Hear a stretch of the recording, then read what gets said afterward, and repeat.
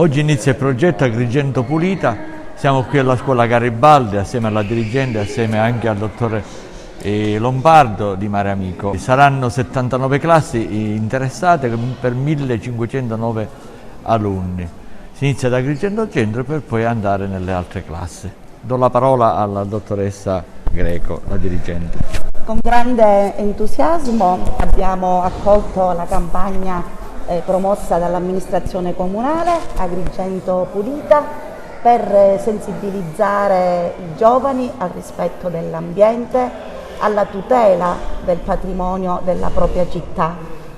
Oggi tutte le classi della scuola secondaria di primo grado sono interessate, alcune seguiranno in streaming e poi andremo anche in presenza a raccogliere un po' le loro impressioni e anche le loro domande.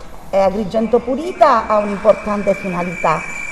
Questi ragazzi che sono i cittadini del domani saranno in grado di richiamare noi adulti ad una maggiore responsabilità e attenzione verso il decoro urbano della nostra bella città di Agrigento. Buongiorno a tutti, finalmente si parte. È la prima volta che tutte le associazioni ambientaliste presenti in città, grazie all'amministrazione comunale di Agrigento, al dottore Miccichè, si riuniscono insieme per un progetto comune.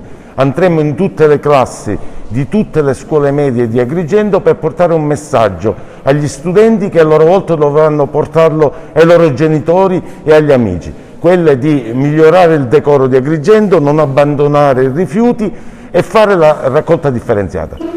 Inizieremo con dei video e poi faremo delle domande a tutti gli studenti per capire loro cosa hanno capito e cosa vorranno fare. Oggi iniziamo presso Garibaldi e la settimana prossima saremo nell'altra scuola di Agrigento Centro, ovvero il Pirandello, e poi in tutte le altre scuole insieme con le altre associazioni ambientaliste.